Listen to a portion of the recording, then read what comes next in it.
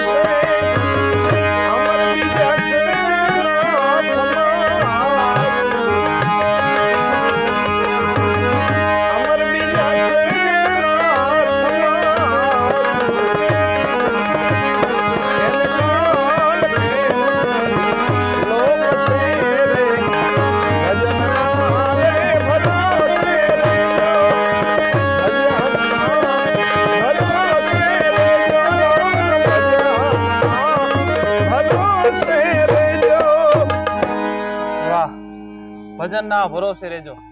જે રીતે આપ ભજનના ભરોસે ચાલી રહ્યા છો રાહુલભાઈ, એક એવો સમય આવ્યો છે જ્યારે કઈ ગુરુ કરવા પડ્યા છે, કોઈકને જોઈને શીખ્યા હશો, તો એના વિશે વાત કરો થોડી.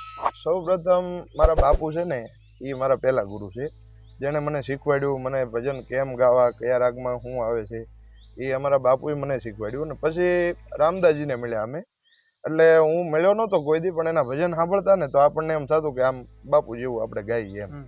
અને પહેલી પ્રેરણા એ રામદાસજીની થઈ, એટલે ત્યાર પછી હું એમના જ ભજનો ગાઉં. રાહુલભાઈ, રામદાસજીને મળ્યા હશો, બરાબર? એમની સાથે મુલાકાત થઈ હશે, એમની સામે ગાવાનો મોકો મળ્યો છે, ત્યારે ભજન ગાયું છે, રામદાસજી કીધું છે કે વાહ, આ છોકરો ખૂબ સરસ ગાય છે, તો એ કયું ભજન હશે? સૌ પ્રથમ પહેલી વાર તો અમને કરકોલિયા મળ્યા હતા. જોકે આમ પહેલી વાર મુલાકાત તો અમારી ક્યારેય નથી થઈ, બાપુ ઓળખતા નહીં હોય મને, પણ અમારે રાથડીના સરપંચ છે પ્રવીણસિંહ, આપણે એ સરપંચ સાહેબે પહેલી વાર મને જોયો ને, આપણે ભગવું તો આરે રાખતા હોય રાવળદેવ છીએ, એટલે ભગવું રાખતા, એટલે કીધું કે ભાઈ ભજન ગાય છે છોકરો? તો કીધું હા, મારા પપ્પાની આરે હોય અમે. અને પહેલી જ વાર બાપુએ પ્રવીણસિંહ બાપુએ ત્યાં બેહાડ્યો હતો મને કરકોલિયા. એ સમયે મેં ભજન, અને સૌ પ્રથમ તો પહેલા 2 ભજન જ હું શીખ્યો હતો. એ અમારા બા ઓફ થઈ ગયા ને એ વખતે હું 2 ભજન ખાલી ગાતો. એમાંનું એક ભજન હું તમને સંભળાવું. પહેલી વખત એ મેં ગાયું હતું, પહેલી જ વાર, એ શરૂઆતમાં.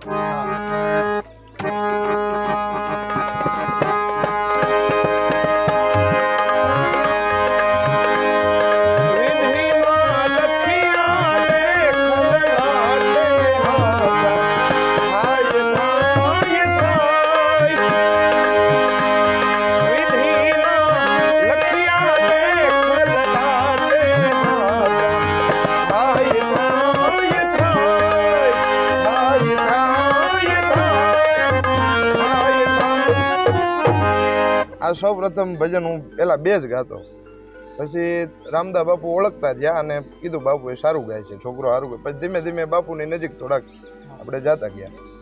રાહુલભાઈ આગળ વાત કરીએ હા હા. તો એવું કયું મોટું સ્ટેજ હશે પેલું કે જ્યાં તમે ખૂબ મોટા સ્ટેજ પર બેઠા હોય, સામે ખૂબ બધું પબ્લિક બેઠું હોય? હા, સૌ પ્રથમ તો મોટામાં મોટું સ્ટેજ પીપળીનું અમને મળેલું. પહેલા મોટામાં મોટું સ્ટેજ. જો કે પીપળીની કેસેટો અમે જોતા ને પીપળી ધામની, તો અમને એમ થતું કે કોક દી દયા થાય તો ત્યાં બેસું. પણ બાપાની દયા અમારે બોટાદના એક નટુભા છે, જો કે અમારા ખાસ મિત્ર છે, અને એને આગળ લાવવામાં ખૂબ મહેનત કરી છે. અને એને તો ત્યાં સુધી માનતા હોતે રાખી કે જો પીપળીમાં રાહુલ એકવાર બે જાય તો બોટાદથી સાળંગપુર હું હાલીને જાય.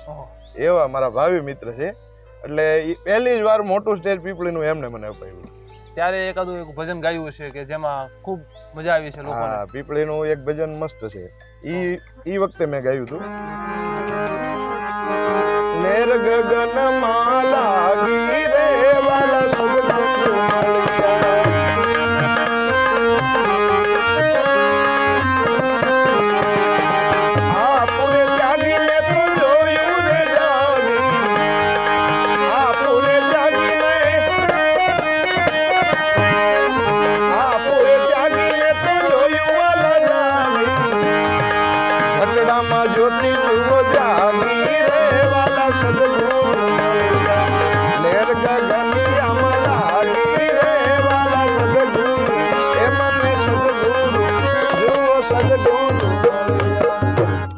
વાહ રાહુલભાઈ. હા, વાતને આગળ વધારીએ તો થોડું ફેમિલી વિશે અને આપના શિક્ષણ વિશે વાત કરવી છે કે ફેમિલીમાં કઈ રીતે છે, કોનો કોનો નાના હતા ત્યારથી સપોર્ટ છે, અથવા પરંપરા કઈ રીતની છે? ફેમિલીમાં તો સૌ પ્રથમ અમારા બાપુ, મેં તમને વાત કરી એમ, અને અમારા ઘરમાં બધાયને રાગે પાડ્યા. એને બધાયને. મારો ભાઈ નાનો છે એને તબલામાં, મને ગાવામાં, પછી મારા કાકા છે એને બેન્જામાં, બધાયને આગળ. પછી મારા પપ્પા છે એ હીરા મજૂરી કરતા જ્યારે હું શીખતો ને ત્યારે. અને હીરા મજૂરી એ રીતે આખી રાત ભજનમાં જવાનું, અને શરૂઆત હતી એટલે પૈસા તો કોઈ દે ન દે એવું તો આપણે ધ્યાનમાં ન લઈ, પણ ઓછા પૈસા મળે તોય સવારમાં પાછા જાગતી આંખે કામે જવાનું. એવો સપોર્ટ મારા માતા પિતાનો બધાયનો સપોર્ટ ઘરમાં બધાયનો મળેલો છે. વાહ રાહુલભાઈ, આમ તો જોગી પરિવારમાંથી આવો છો એટલે સંગીત ક્ષેત્ર તો આપનું ખૂબ મોટું નામ હોય, બરાબર? તો એ જોગી પરિવારમાં આવો છો, માતાજીના માંડવા થતા હોય, માતાજીની રમેલ થતી હોય, બરાબર? એનું કોઈ એકાદી તમારી પરંપરામાં તમને આવડતું હોય એવું કંઈક શીખવું છે? માતાજીનું તો એમાં એવું છે, માતાજીનું ડાક ડમરું અમારામાં હોય છે રાવળદેવમાં, પણ લગભગ અમારી 1-2 પેઢીથી અમે નથી ગાતા. અમારા દાદા હતા ને ચોથી પેઢીએ, એ ગાતા, અને એમને દેવ છે એને બહુ જાજો ટાઈમ નથી થયો. એ ગાતા પછીના વાહેથી અમે બધા ભજન વાળા જ છીએ. ડાક ડમરું લગભગ બધાને ઓછું ભાવે છે એવું, પણ છતાંય અમારે જજમાન ને એવું છે, પણ અમારા ભાઈઓ હોય ને બધા એને બોલાવી લઈએ અમે. તો રાહુલભાઈ, આપણે સંતવાણીમાં જે રીતે ગવાતું હોય, કોઈ માતાજીનો ભાવ છે, માતાજીનું ભજન છે, એકાદું સંભળાવો. એક સંભળાવું.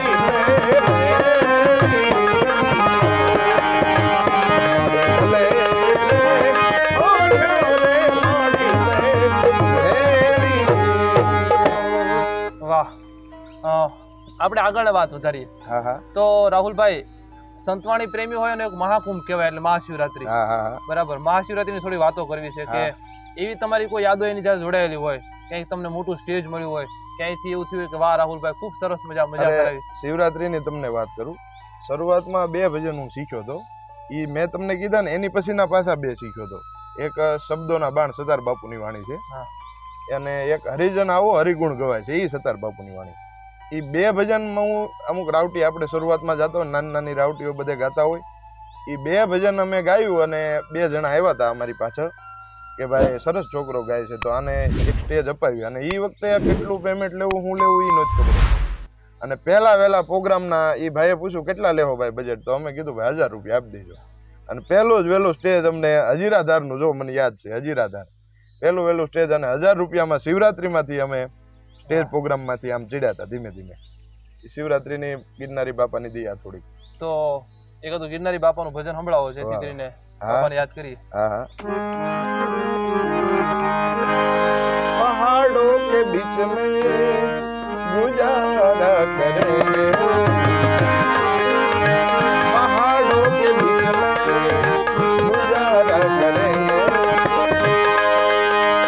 गिरनारी गिरनारी पुकारा करेंगे, गिरनारी गिरनारी पुकारा करेंगे, पहाड़ों के बीच में गुजारा करेंगे, पहाड़ों के बीच में गुजारा करेंगे, पहाड़ों के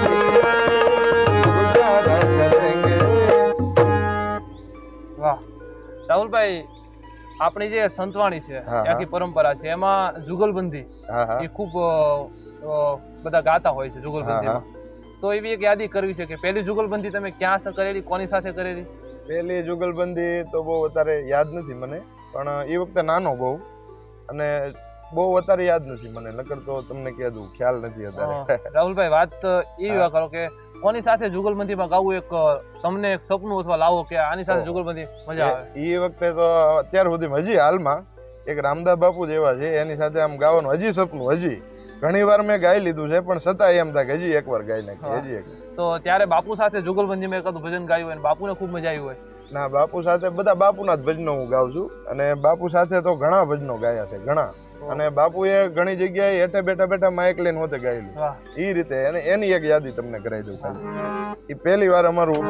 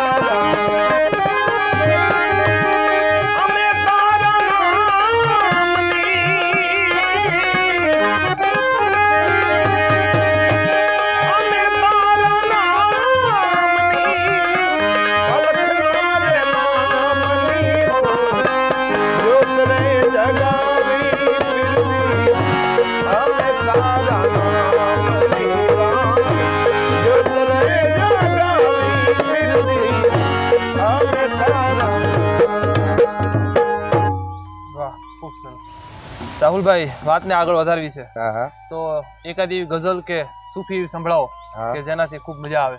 વાહ વાહ.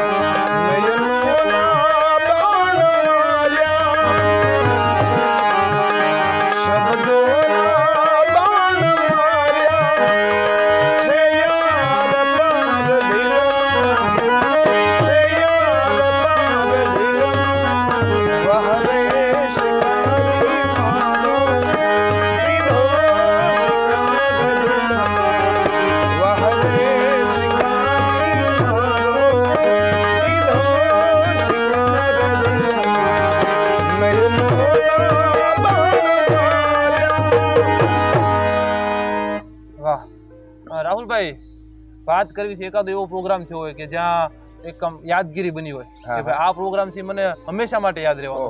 એ તો લગભગ અત્યારના બધા પ્રોગ્રામ એવા છે એટલે હંમેશના માટે યાદ રહે એવા જ અત્યારની યાદીમાં બધા પ્રોગ્રામ એવા વાહ. બધા જ. તો એકાદું એવું ભજન સંભળાવો કે જ્યાં લોકોને ખૂબ મજા આવી હોય તમારામાંથી. ભજન તો ઘણા એવા છે પણ આ સવા બાપાનું હું તમને કહું ને, પીપળી સવારામ બાપાની અને અલગદાની રામદેવપીર બાપાની ખૂબ દયા છે અને એના 1-2 ભજનો મારા ખૂબ હાલ્યા છે. 1-2 ભજનો લેર ગગનમાં છે, ભજનના ભરોસે છે, અમુક ભજનો ખૂબ હાલ્યા છે, ફેમસ છે ખૂબ. રામદેવજી મહારાજની આરતી છે ઈ રામદાસજી મહારાજની હા ખૂબ વખણાતી હોય છે હા અને આપ પણ એ જ રીતે ગાવશો, હા હા તો 2 કડી અમને સંભળાવો.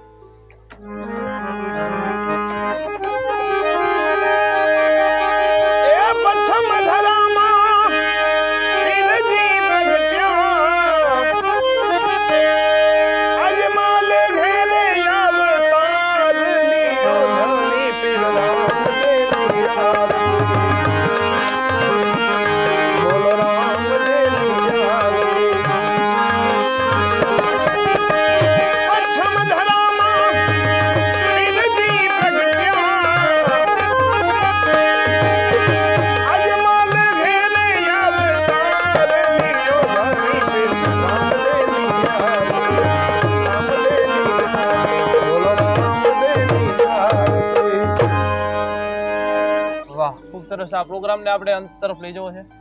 રાહુલભાઈ, તમે અમારી સાથે જોડાણા, આટલો વાહ, સમય આપ્યો એ બદલ આપનો પણ આભાર. અરે તમારો પણ ખૂબ ખૂબ આભાર, અમને યાદ કર્યા તમે. બાજુમાં ભાઈ તબલામાં સંગત આપે છે, હા એમનો પણ ખૂબ ખૂબ આભાર કે અમારી સાથે આવી રીતે જોડાઈને પોતાની કળા છે એમણે આપને પીરસી. આપ પણ આ યુટ્યુબ ચેનલના માધ્યમથી રાહુલભાઈનો વિડીયો, રાહુલભાઈનો ઇન્ટરવ્યુ છે અંત સુધી નિહાળ્યું, તો આપનો પણ ખૂબ ખૂબ આભાર.